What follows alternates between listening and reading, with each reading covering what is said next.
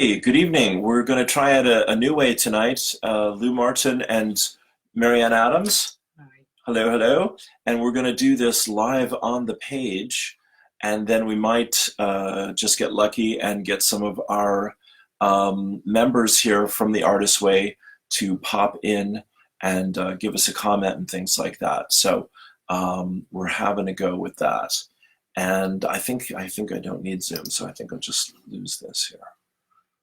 Boom. Yeah. Boom. Okay. And close that. Okay, here we go. Well done, Lou. Thank you. Thank you. Years of training. And there we go. So we're looking at chapter Chapter one, one tonight, aren't we? and we've had a week of morning pages. And We have. yes, I was going to do my artist date this afternoon, and the weather is my excuse today. There's some nice secondhand shops that I like to go to at the end of the road here, Okay. and it's fun to just see what's there and things like that. Did you get an artist date in? Well, tell me if this counts. But, All right. it felt like a really lovely thing to do. I baked a cake for the first time. Counts in for me. ages. Yeah, I know. I'd just say the that's a winner. smells in the kitchen, and Brilliant. I don't know, just a sense of. Oh, just yeah. absorbing into a sense of beauty.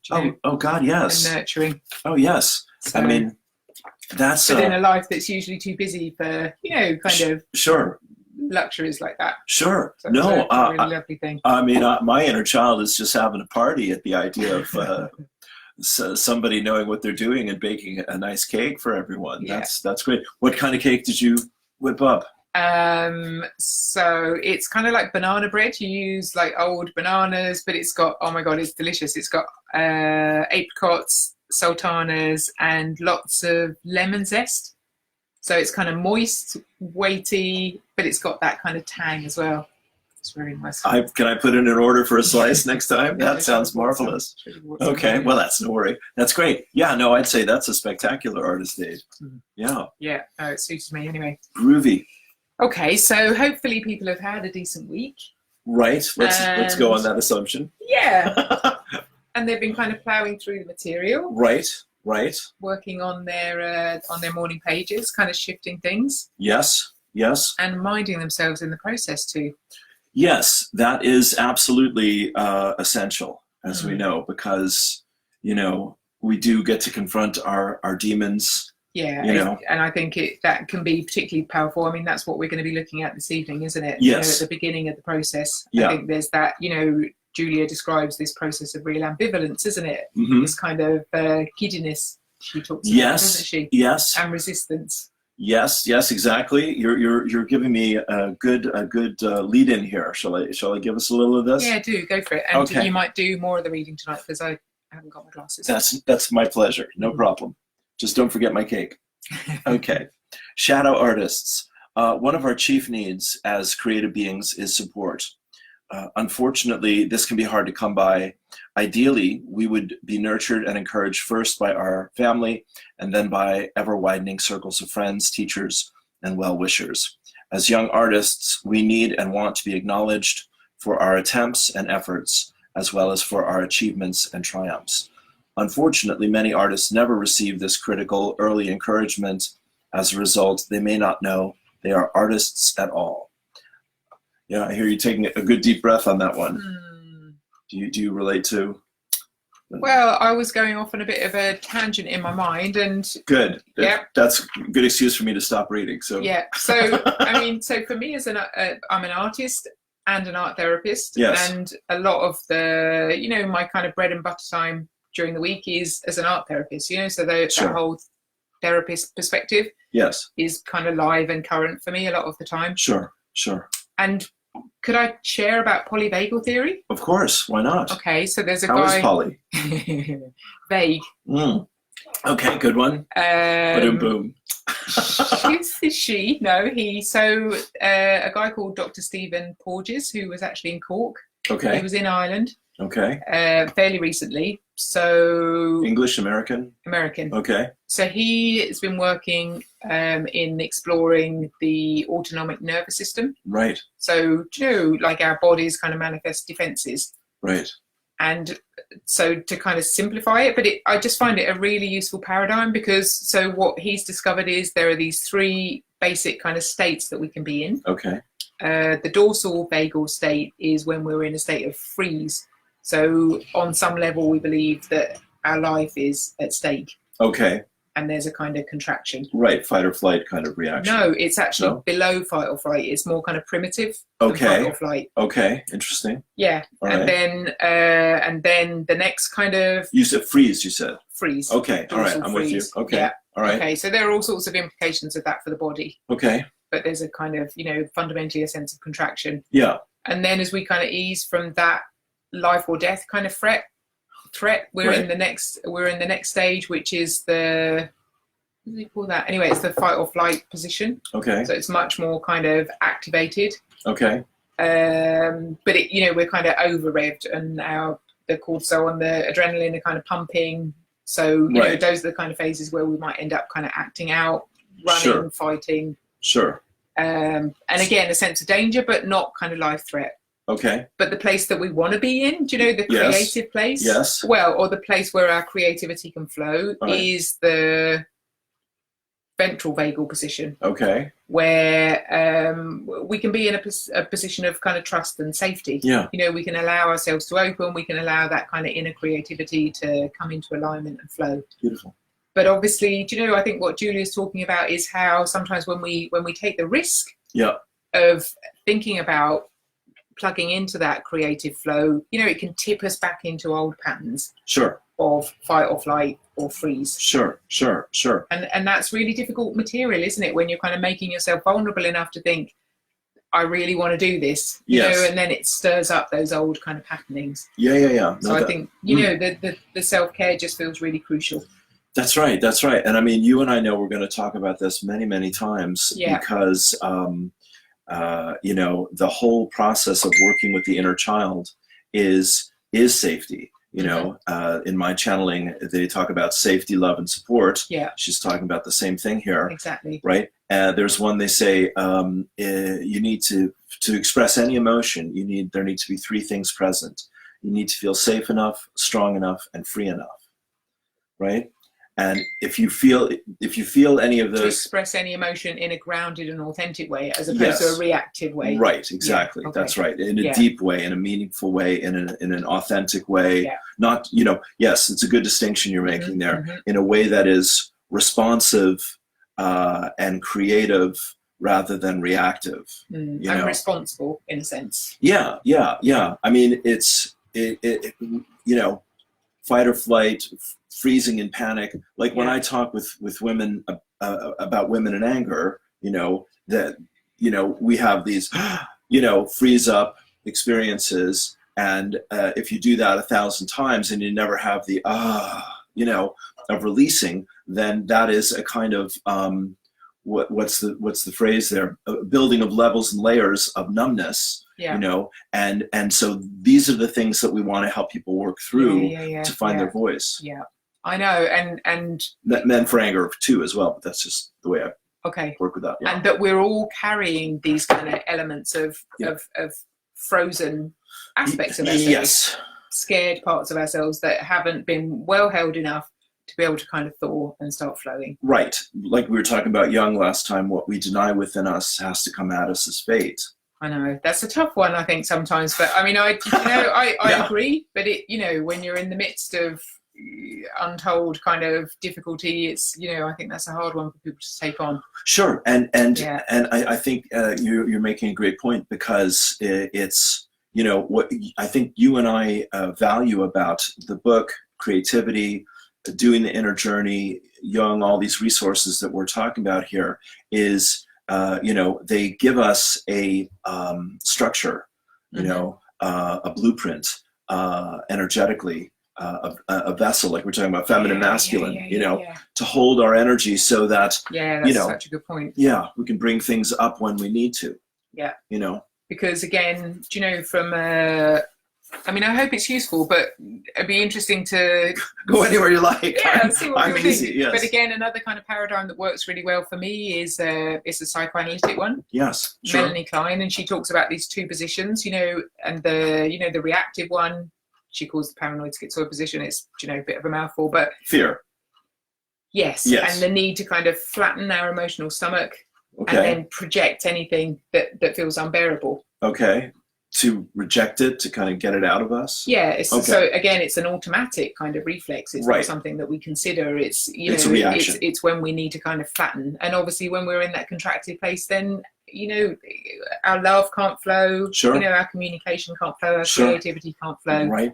And then, you know, the other position that she calls the depressive position, because in this position things are either black. Melanie's a little heavy, isn't I know, but I love her because, you know, when you're in this kind of contracted place, like the artist's way, Yeah. you know, in this, because we're asking people to venture into The really unknown. risky territory, Yes, aren't we? To vulnerable. take the risk Right. of Right. saying, this is me and this is what I want from my life. Yes. And these are my fears and my hurts and my And- judgments. And daring to articulate things that have been, you know, kind of kept quiet because there has been a sense of there not being a kind of receptive. Oh, completely. Okay. Completely. Yeah. No, absolutely. And so it denial. stirs up really primitive material for us, doesn't it? Sure. Venturing into that ground. Sure. So the giddiness, to come back to that, Yeah. is which is, you know, it's all connected. The giddiness, like you know, Abraham says, the basis of life is freedom, the purpose of life is joy. So the Okay. giddiness is the hope for that joy. Like, I'm going to be more than I've been. I'm going to Yeah. express more than I've been. I'm going to do more than I've done, etc. That sense of expansion. But to get there, we have to, you know, dig or plow the field or weed the garden. Yeah. And then we end up finding the edge of the comfort zone that we've known. Yeah. And we're asking people to kind of push against that edge, which is a scary place to be, isn't it? Yeah, that's the challenge. Inherently, yeah. Right. That's the courage it takes to be vulnerable. Mhm. You know, which Bit is by where all bit the by bit. yeah. But that's where all the goodies are, of course. Yeah. You know, when you're not defended and you're not operating from some old script, you're really being authentic and available in the moment. Mhm. And to come back to the pages, that is that place of pumping the well every morning. Yeah. You know, Yeah, I love that metaphor. and filling some space so that there isn't quite so much, you know, between the inside and the outside of us. That the inside is more available. Mm. Like that? Yeah, just thinking about that one. Okay, good. I'll take that. Let's see if there's anything else you want to share here from Julia.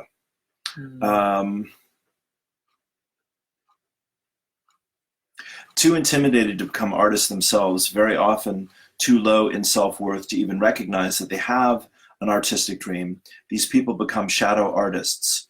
Instead, artists themselves, but ignorant of their true identity. Shadow artists are to be found shadowing declared artists, unable to recognize that they themselves may possess the creativity they so admire. They often date or marry people who actively pursue the artistic career they themselves secretly long for.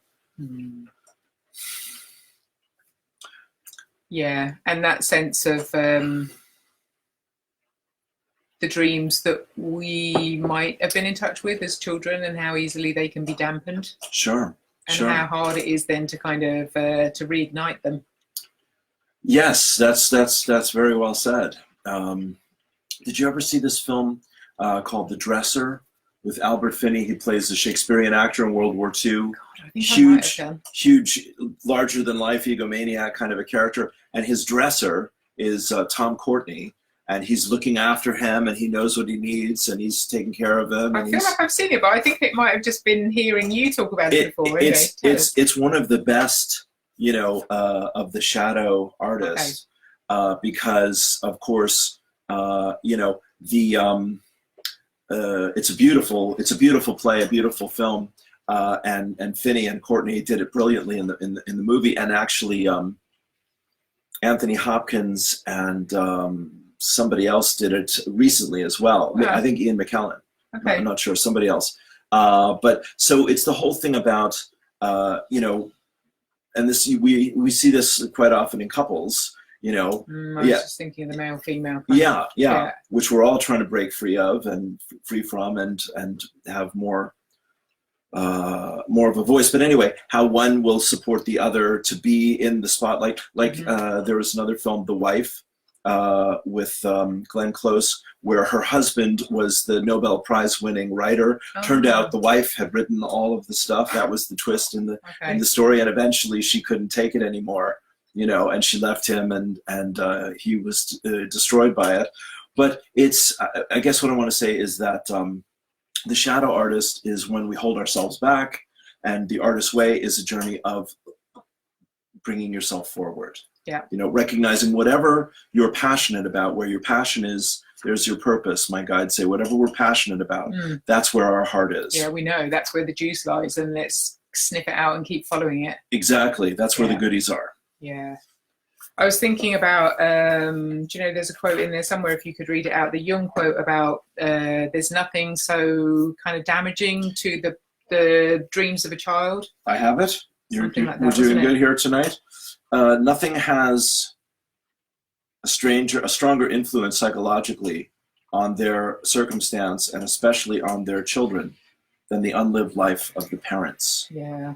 And just thinking as a woman, do you know, and there's a... Oh, I have to take a breath on that one. Okay. Yeah. Oh, that's huge. You know, yeah. What we deny comes at us as fate one more time, you know. Okay, make the connections for me on that Well, one. sure. The kids, I mean, I when I work with people that have kids, you know, I say, yeah, those kids, you know, they're just driving you crazy, but what are they reflecting back to you that you're saying, I'm perfect, I'm fine, I can't deal with this, you know, what anger? I don't have any anger. Why are my kids so angry? You know? Yeah. And of course, they don't have all those filters that parents have to carry through life to survive and be responsible and all that. I know, but our parents' filters, or our filters, you know, kind of split off, do you know, so we're back to that kind of, you know, that kind of paranoid schizoid position of just not being able to bear certain feelings, you know, and if we don't have the emotional stomach, we have to split them off, do you know, that's the nature of that primitive material. Sure. And our children end up taking that in and having to kind of negotiate that. Right, and you have kids, you know, and they're lovely, and but they, you know, they've had their struggles, and I've had to sit. You know, thank goodness that I've had the kind of the wherewithal and the experience of supporting other people who have children to know, okay, I need to really sit still, stay open-hearted and grounded, because this is really important for all of our growth. Yes, I need to increase my emotional stomach in order to be able to support my children.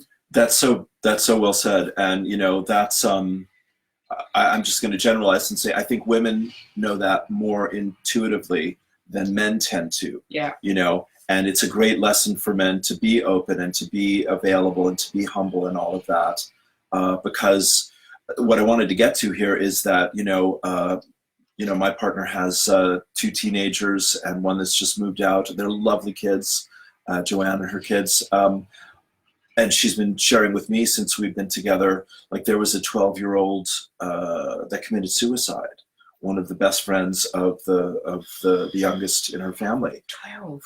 Exactly. And, you know, we've been talking about, in general terms, about people harming themselves and things like this. We have a dear friend who has a daughter who really dived in. Well, yeah, I know, hon. I mean, you can't start talking about schizophrenia and psychosis, I suppose. Okay. But that's fine. And I don't want to, you know, rain on the parade here or spoil the fun.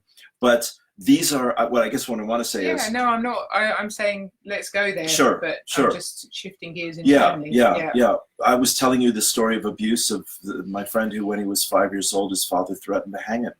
You know, put a noose around his neck. So there are traumatic experiences that we go through in life. And then I guess what I want to hear your thoughts on is, you know, the amount of trauma that children are dealing with. Like I hear Marianne Williamson talk about this when she was running for president. She says there are grade schools that have trauma rooms now for kids to go and, you know, just do whatever they need to do because they're so worried about the end of the world or getting shot in the classroom or, you know, I know. And I guess the same thing in the UK, etc. You know, so kids are, you know, you and I didn't grow up with any of these pressures, thank God. I mean, we had other challenges. Yeah. I wasn't worried about somebody breaking into my No. classroom, shooting me and all my friends. No. That was not a thought that ever crossed my mind, you know, or you know, the climate change and all the drama that surrounds that, etc. So, you know, we want to, like, you know, I come back to, we're all born geniuses, and life tends to knock it out of us, and we want to help create opportunities and space and resources and love and support to help people find that genius again. Yeah. So that no matter what their challenge is, parent, child, or whatever, they have access to more wisdom inside of them. But what we're also saying is that, you know, that being human is inevitably traumatic. You know, we start life squeezing out of the birth canal, or if not, you know, kind of unexpectedly born. I'm sure it's quite a surprise at the time. Yeah. So, do you know, we have those kind of inherent challenges, right? You know, we have our personal challenges because, you know, there's no parent that's perfect, and that's the way it should be, do you know, to some degree. Sure. Oh yeah. And then, you know, there's everything else that's happening culturally and, you know, kind of climactically, right? Environmentally, right. And it's such an intense cocktail. Sure. Do you know Gabor Mate? I love Gabor Mate. Me too. Yeah. And he talks about being born during World War II. Mm-hmm. And, he's you know, Hungarian Jewish, yes. Yeah. And so, you know, his family was worried for his survival from the moment he drew a breath. Yeah. I think he was born in 43 or something like this. But, pardon me. And also he's, of course, worked with a lot of people, a lot of addicts. Yes, that was his focus. And he's very compassionate, very empathic, and very, you know, practical and grounded, etc. And so I guess I'm bringing him up to say, you know, there are very wise beings on the planet who are pointing, you know, us the way to get our wholeness back, you know, and he certainly is one of them. You mentioned your teachers, their models, etc. You know. It's just important. I mean, what you and I have, which is, I think, what I'm so grateful for personally, is somehow I've had the time, the resources, and the support to learn all these things, you know, that most people have no idea about. Well, what I'm thinking is, you know, so the whole kind of thrust of the Artist Way is about, you know, kind of opening those channels of creativity. Yes. But actually, you know, I think Jung says something like, the metaphor that I have in my mind is that, you know, to kind of imagine a tree kind of growing up to the heavens. In order to be able to kind of reach to the heavens, you've got to secure your roots firmly underground. Yes. And so, you know, we can only balance grow as far as we've managed to kind of be rooted in the underworld. Well, that's true. That's right. Right. And so, I don't know. I mean, I'd really love to hear some feedback, because what we're trying to do here is create a space and support so people have a sense of not being on their own in this process. Exactly. And it's only in the company of a containing relationship, do you know, when you feel kind of welcomed and accepted, and those scrunchy, struggly parts of us, you know, are kind of seen and accepted and kind of settled in the other person, and kind of, you know, kind of fed back in a gentle way. It's only through that process of kind of co-creation and co-containment that, you know, that our emotional capacity, our creative capacity can start growing, and that's what we want to offer people. Yes, exactly. That support. Yes. Yeah. I mean, it's a lot easier to do the deeper work when we start hearing feedback from people. Yeah. You know, whether it's through posts or by coming on here live, you know, so we'll keep putting that out there. But, you know, again, I mean, it's really a joy to process all this stuff with you, you know, because you really, you know, you're quite experienced about all of this, and it's a pleasure to hear, you know, your perception on these things, and how you know, you practice this in your work, and then you practice this in living your life, and that's what I, you know, strive to do as well. That they're one thing, you know, they're not separate boxes, etc. and how important it is to have friendships where you can really kind of tease this material out and share your struggles, and have somebody kind of help scoop you up again. Sure. And feel like, okay, right, here I go. Do you know? And that, like, what feels unbearable at points, is bearable if you manage to share it with somebody else, and Yes. they survive. Yes, that's very true. I mean, I think that what I experience as a spiritual counselor and doing channelings with people is that I can only be there for somebody else's pain to the degree that I've faced and healed my own. Yeah. And it is a never-ending dance.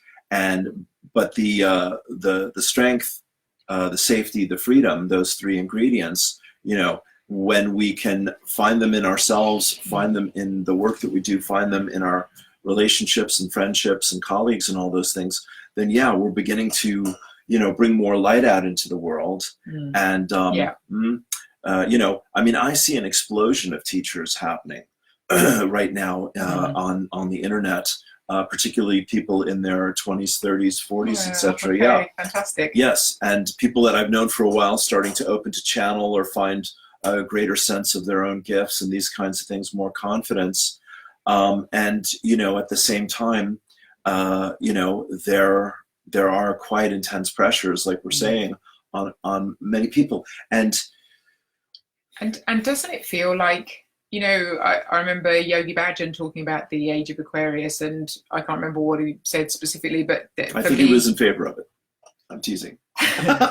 But he brought Kundalini to the West because he felt that that's what we needed. We needed some of that kind of ancient technology to create the strength within our kind of body and soul to manage this transition, because we're in a process of birthing. Yes. And birthing is traumatic, and how do we support each other to get through the other side of that? That's well said. Yeah. And there's also that sense for me of, and we were talking about it earlier, weren't we, about, that like the tendency that we all have at points to kind of sweep stuff under the carpet. Oh, yeah. Like the age of Aquarius is and just like shaking the carpet, flipping it over, and anything that's kind of tucked away underneath there is becoming apparent. Yes. Undeniable is the phrase that comes to mind. Yeah. Well, and it makes good sense, because of course, I mean, I was telling you, I just got a friend of mine was recommending doing this meditation by Muji this afternoon. She mentioned it to me, so I did it today, and it was very powerful. And you're talking about strength, you're talking about birth, you're talking about, what I want to get to here is the heart and the power of love and compassion and mercy and forgiveness and passion and all these energies, that creatively we want to give a voice to. Like when our inner child, is happy, joyous, and free, then, life is a party, it's a celebration. Things are fun and wonderful. Yeah. And of course, this is a big theme with the teachers that I study with, is they're saying, the pain and fear are there, but, don't get too lost in it, because we want to get you. Yeah.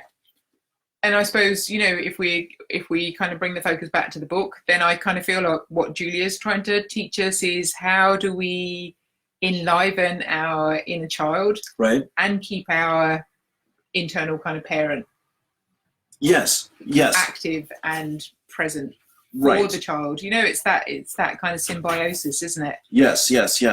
I mean, you're dovetailing this very nicely. The next bit here is protecting the artist child within, and the next bit after that is your enemy within, core negative beliefs. And like she gives these here, these are in terms of feeling safe, loved, and supported. It's, as you said, we take everything from our parents, the good and the bad, the healthy and the unhealthy, the open and the neurotic, whatever.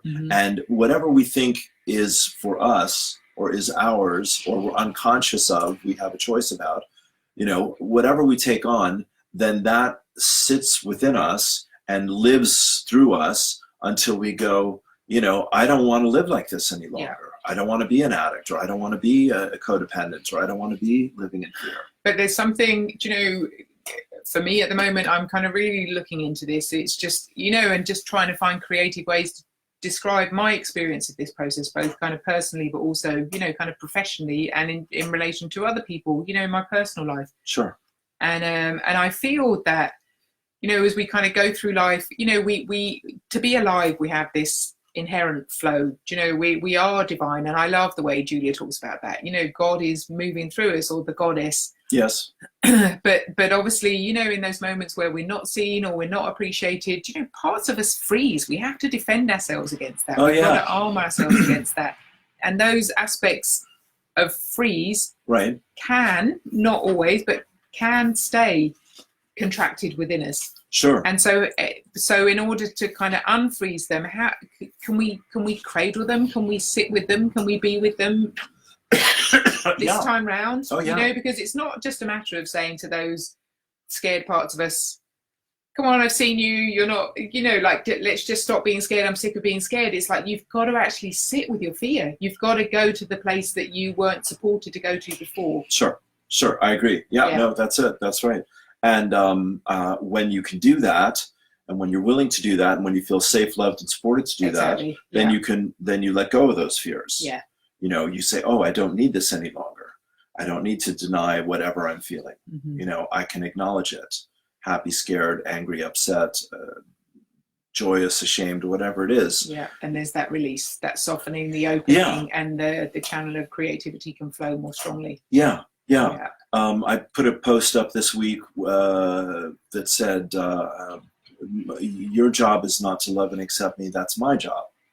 My job is to love and accept me. Okay. Your job is to see what loving and accept me looks like or feels like, and I was like, yeah, that's nice. I like that. That's helpful. That's good. That's healthy.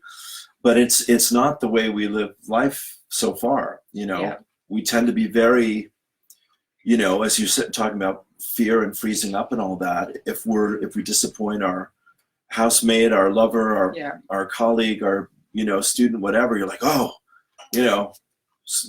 bad me, I'm bad. The freeze comes back. And going back to the polyvagal theory, so one of the things that I love about that is that Stephen Porges says the state creates the story.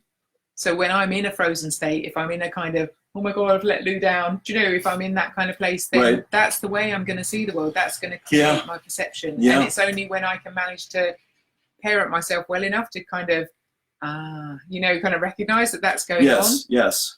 Take some conscious breaths, come back into my body, get myself a cup of tea if that's what I need, kind of wrap myself in a blanket, go for a walk, whatever it might be, have a good meal, go to bed early. It's only when I really mind myself in that way that I can settle back down into that ventral vagal state, which means then the possibility of seeing the world, imbued with a sense of faith is possible again. Yeah, that's right. I mean, this is something Joanne and I talk about a lot, because we see each other going through our challenges. And like I was telling you, she had a fender bender yesterday, and then the plumbing came through the roof today. It was like, oh my God. So, she and she was finishing up her taxes, so anyway, it was crazy. But then turned out, no, she had another week for the taxes, and she's not going to see the mom tonight, 2-hour drive and all that. So like, good, so because the momentum was really starting to kind of whip up. Right. And that's what I go, all right, well, now calm down, slow down, maybe you can do this another way. And she's, you're the accepting parent in that moment when she's losing her ground. Sure. And what a joy you can do that. Yes. For each other. Yes, that's right. You're absolutely right. Yeah, it's a very intimate thing when we let people help us and give us feedback and support us. Yeah. When we don't think that we just have to keep fighting on by ourselves all the time. And honestly, I mean, that's like you were talking about, the divine is within us. The creator is creative. Creativity is the expression of being the creator, etc. All of that. So it's like, Abraham talks about the contrast.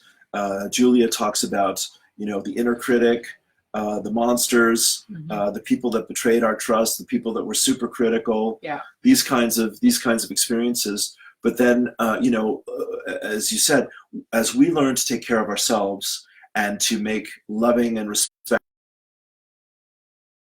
a priority Mhm. and realize that we're better able to serve Yeah. everyone else in our life as we do that, then we're not always scrambling, after something or anything that is overwhelming or distracting or And self-defeating. and we're talking about shifting old patterns, aren't we? Do you know that we'd all Yeah. have certain kind of, well-trodden paths that given certain cues, woohoo, do you know, we're just kind of off zipping down That's that right. same old pathway again. Boom, you're in this script. Here you go. Woo! Yeah. Life is hell. Here you go.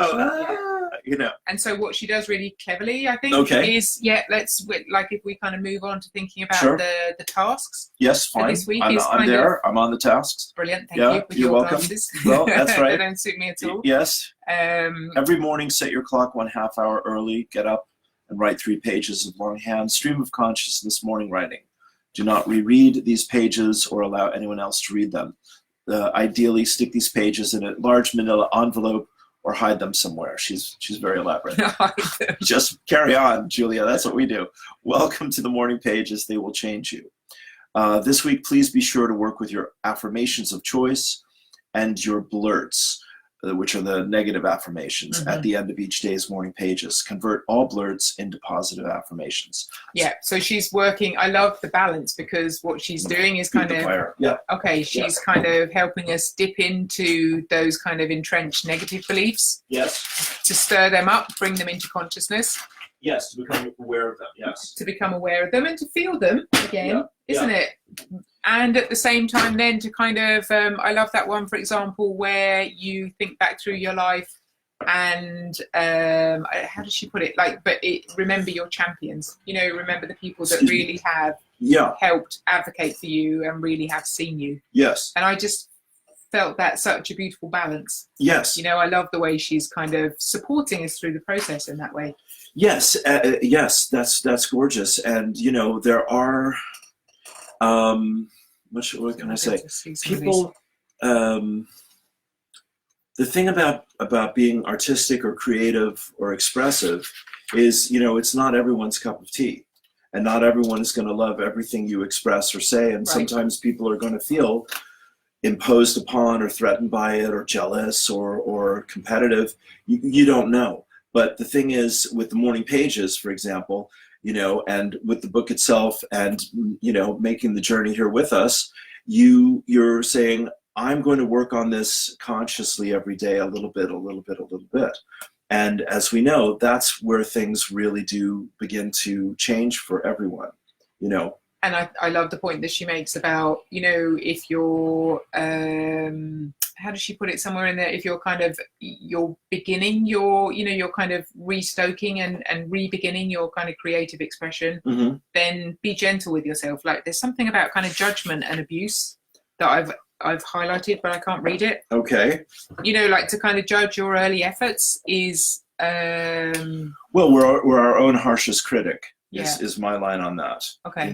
Here it is. Judging your early artistic efforts is artistic abuse. Exactly. This happens in any number of ways. Beginning work is measured against the masterworks of other artists. Beginning work is it's absurd, of course, but that's what people do to themselves. Well, that's what we do. Yeah.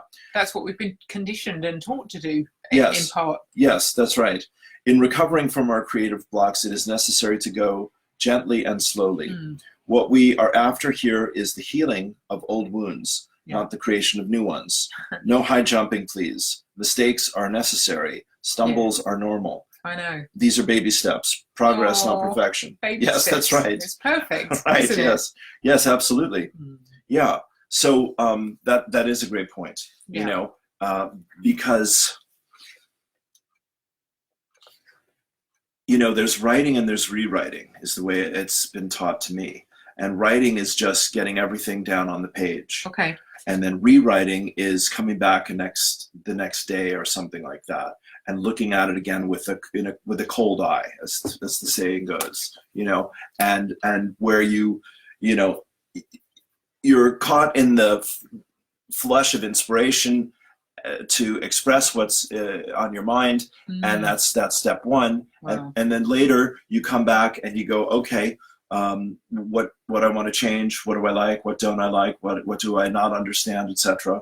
And it is a two-step process at the very least. And like you're saying, if people don't let themselves just have that freedom, then they can't find what your right brain and your higher self are trying to communicate through the symbolism and the storyline or the paints or whatever. No, I've been reading. It's like interpreting a hidden language. That's what I'm trying to get to. And the timing of that is crucial. I've been reading, preparing for a lecture at college, reading a book called The Revealing Image by a woman called Joyce Shaviran. So she's a analytical art psychotherapist, I think she calls herself, something like that. Okay. Anyway, it's a kind of cornerstone book of art therapy, but she talks about, so if I'll be able to remember it, but so in an embodied image, so an image that you're really allowing to kind of flow from the deeper parts of yourself, as opposed to a diagrammatic image. And we could use the same kind of metaphor for any kind of creativity. Okay. So when you're really allowing that creative flow, right. So there's an unconscious element, and there's a kind of conscious, that both are at work, and your whole body's involved in the process. You're letting yourself kind of surrender into the process. And so, so during the making of that piece or that written piece or whatever it might be, that there's a fusion between, the kind of artist and the piece. Sure. And that then when the piece is finished, then there's an artist aspect of you and a kind of viewer aspect of you. And the balance starts gradually shifting, but you've got to allow for that kind of merging to be there. Like you're in this kind of place of reverie, as kind of mythical, kind of liminal space where you and the image are kind of one and the same. Yeah. And gradually there's a process of kind of separation, of differentiation. Right. Of realizing that you exist because you created this piece, assimilating the piece, and only gradually then a process of reflection, of conceptual reflection, because there's a communication, a dialogue that needs to happen in the realm of the pre-verbal, which is that kind of early infantile means of communication, isn't it? Sure, it's the realm of the right hemisphere. Right. And I think we tend to kind of rush into the left brain. Yeah. Well, that's fascinating. I mean, I know that from songwriting and acting and writing poetry and channeling and things like this, that I lose myself. And that's part of the joy of it, and you lose the self you thought you were. Exactly. You lose your normal head and you take on this other head, basically, or this other energy or entity, however you want to say it, all of that. And like, I loved your word fusion, and the right brain and the heart and the intuition and creativity, to me, are the feminine again, of they're mysterious, they're always moving, it's spirit, it's emotion, it's endlessly creative. And then the left brain is the masculine of discernment and detachment, and this is good but that's not so clear, and these kinds of things. That linear conceptual thinking. And like we're saying, most people are in their left brain a lot of their lives, and when we can find that way into the creative right brain, when artists and creatives work in that way consciously, then you start to see the shift in your values in your life, where you value things differently, and it is, I just, for whatever reason, the great thing about the Artist's Way, why it's a perennial classic, is because it gets people out of their left brain into their right, and back into their emotions and into their heart. And we need both. We need the right hemisphere and the left hemisphere. Absolutely. I was thinking, as you were kind of reflecting and talking there, thinking of the creative process, and thinking it's so much like giving birth. That in the process of it, you're in this kind of dimension that you could never imagine existed. You're kind of catapulted into this kind of like quantum leap into a kind of complete twilight zone. And and then there is this kind of reverie, this kind of surreal, in comparison to our kind of normal everyday kind of perspective, surreal perspective where you and your infant are one and the same. It's and Right. and in some ways we are one and the same, Sure. aren't we? But Sure. you're really those kind of normal kind of paradigms that chop things into pieces and us into separate beings Right. just kind of disappear. Yeah. And with an infant, it's so anybody that's been in the company of an infant, like, we know that it's such a kind of tender place, isn't it, of like serene beauty or extreme distress. And that's what we're talking about, people kind of entering into that place, isn't it, No. where Yeah. you're kind of birthing something new. And there's that kind of idealized hope of of Right. salvation through the image, and yet then sometimes crashing in that kind of, wow, that's not good enough, and Sure. it's so important that we kind of support ourselves through that process, isn't it? Oh yeah. Yeah. I mean, it's the word that comes to my mind is vulnerability. Mm. And I surely there's nothing Yeah. more vulnerable than giving birth. And that's Maybe being birthed. well, yes, there you go. Okay, fair enough. Yes, you got me there. Yeah. But both of those experiences are as vulnerable as human beings get. Yeah. And then it's one of the most beautiful moments in your life. When you give birth and you have a child and your child is born and life changes, and that's the essence of life right there. And then the rest of our lives, we are all looking for these moments that can somehow touch on that sense of mystery and surrender and oneness and fusion and all these kinds of things, And it's completely cataclysmic. I mean, maybe for some women it isn't. Sure. But, No, I'm sure for everyone it is. I mean, Yeah. real creativity is very destructive, Yeah. It destroys Okay. what was there before in Yeah. order to create something genuinely Yeah, new. thank you. That's great. Sure, Yeah. sure. So what painting every day or writing every day or playing every day or rehearsing every day, whatever you study, if you're serious about your art, or you love your art, however you want to say it, that is you feeding that part of yourself. And, at some point, if the fates are with you, you get to share that with others and they get to see, you in a new light. And this work, informs something about them and something about, the connection between these two people. And, it's very sacred. And it's almost like, I remember when, so my guys are teenagers now. Right. And so my oldest boy, it's always just been harder for me in relation to him. Sure. And, there were lots of opportunities that I just wasn't able for in his early infancy. Sure. The first child's always the most difficult one for any parent, because then they'll learn from that one how to take better care of the next one. Yeah. And so then, when he came around to adolescence and all of those hormones started kicking in, and, those old patterns shuffled right back up to the surface again. But, I was kind of that much older. Yeah. And that a little bit wiser. Sure. And able to kind of ground myself, better supported as well, Mm-hmm. and able to kind of ground myself and stay steadier Well, this time you around. had a bit clear idea of what you were entering into, where the first time you had no idea. Yeah. But a sense of kind of coming full circle, and what I'm getting to. So you get that opportunity as a parent, mm-hmm. but you also get that opportunity when you're entering into this kind of artistic realm. You're giving yourself the opportunity to be reborn almost. Yes. In every time you kind of dare to take the risk to create something new.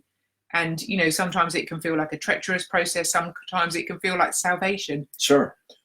And I think, the artist way is so fundamentally important because, like you said right at the beginning, it gives us a structure because, in that world of kind of primitive infantile feelings, things collapse and misshape and, Sure. just can Chaos. slip and slide all over the place, Yeah. and to have an orientation Mm-hmm. is what we all need, isn't it? Oh yeah. No, that's very well said. I mean, that's great. Of course, this is 12 chapters because it's 12 steps based on the 12 steps of AA. Okay, yeah, I don't know so much about that. Right. So, Joanne and I are doing our recovery group, and the first step is you recognize your limits, realize that your life has become unmanageable.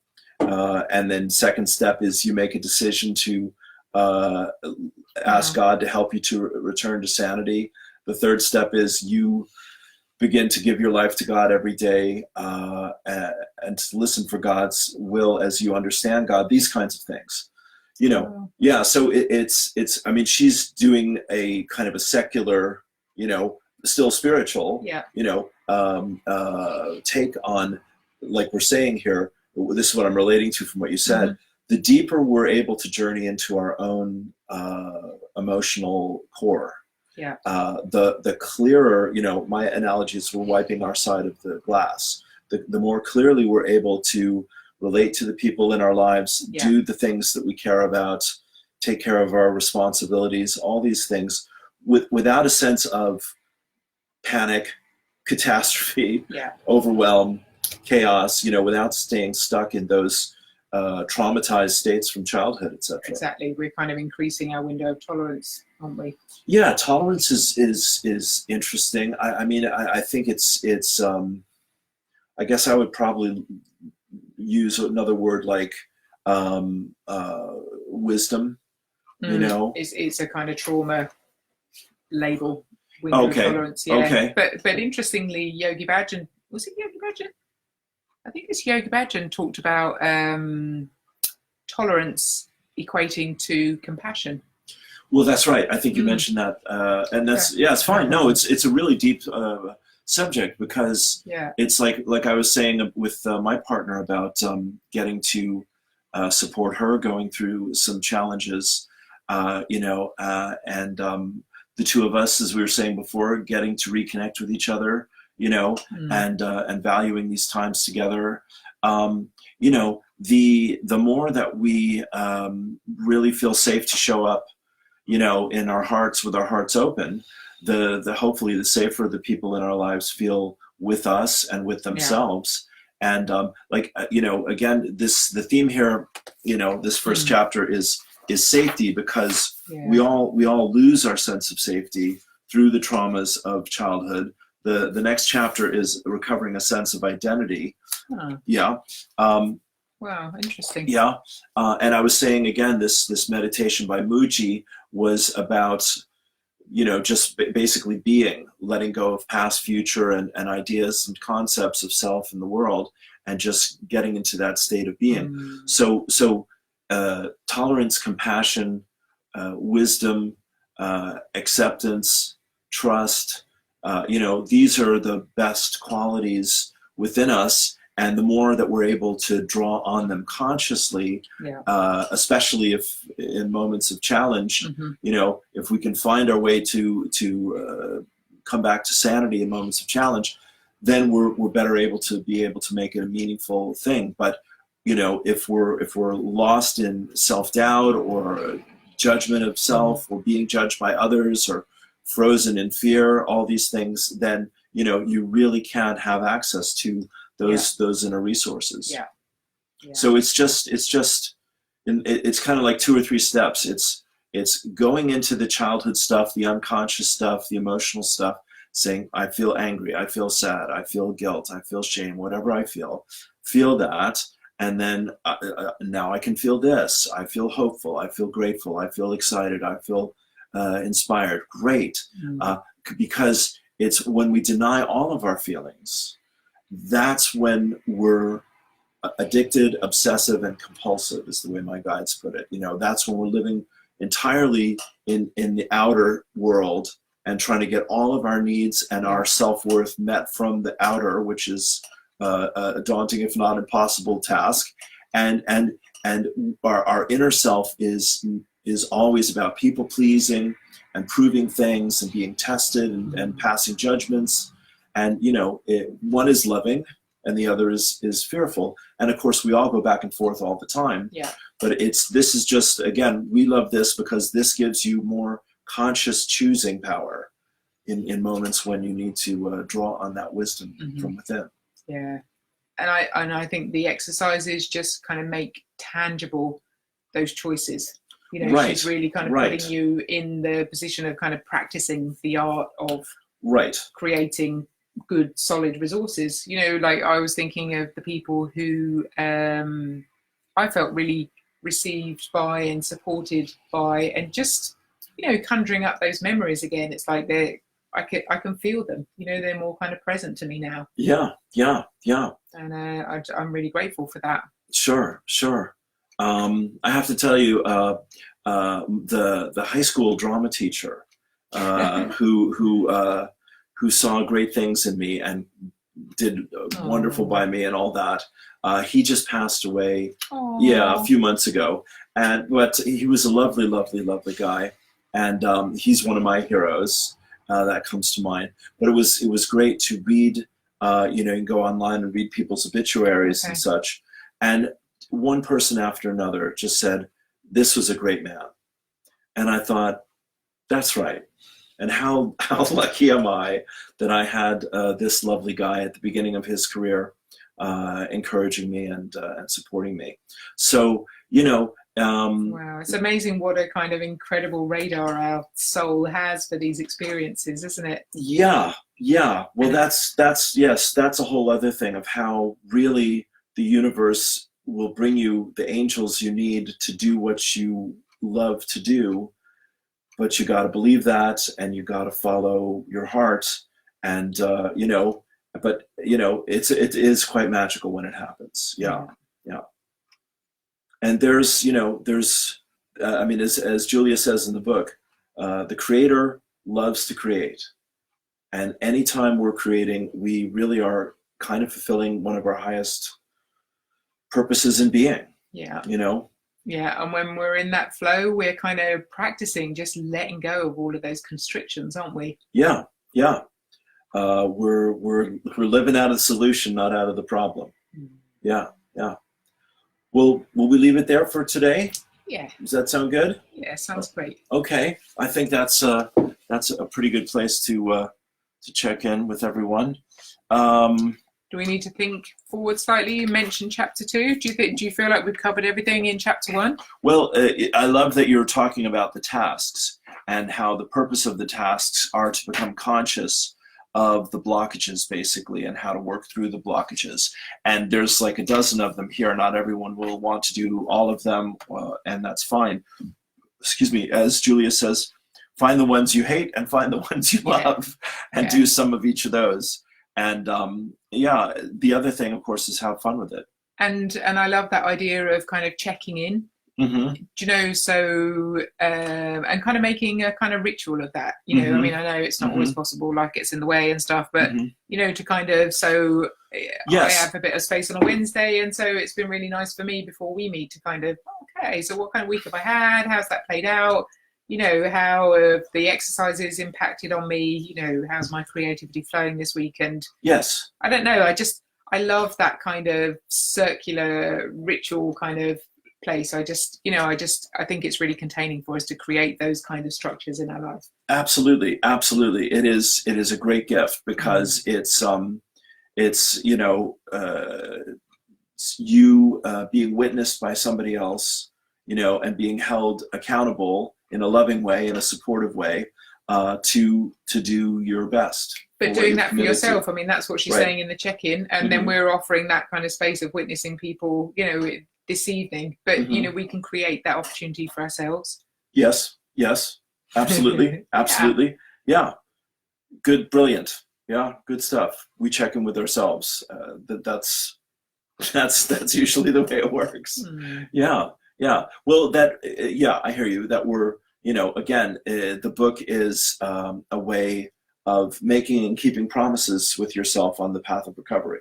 And there's something, we had a great woman in giving lectures on neurobiology this week, and then she's an art therapist giving art therapy workshops afterwards. And so, we know that when we're in a place of being unsettled, that kind of rhythm, kind of patterning, just like those kind of aspects are really helpful in terms of just kind of settling ourselves down. That's why kids love routine so much, so when we kind of can create those kind of circular spaces, that sense of rhythm. Okay, it's Wednesday, I'm going to find some space today to kind of check in with myself. Right. There's something that registers in the body, and the body says, okay, so life is kind of fairly predictable. I can start kind of settling. Yes. So just to encourage people to find a way of creating a pattern within their week that really helps to support that. Amen. Yes, exactly. Mm-hmm. Let's do that. Let's do that. Yes. Okay. And we're here for that. And we look forward to your feedback and your comments. And I was saying to Marianne before we started, there's other software that might make it a little bit more easier to create groups. And I'm definitely going to look into that for this group as well as the other things I do. Sure thing. Pleasure. Thanks, buddy. Okay. All right. Yeah. Good luck, guys. Thanks a million. Have a great week. Yeah. Peace.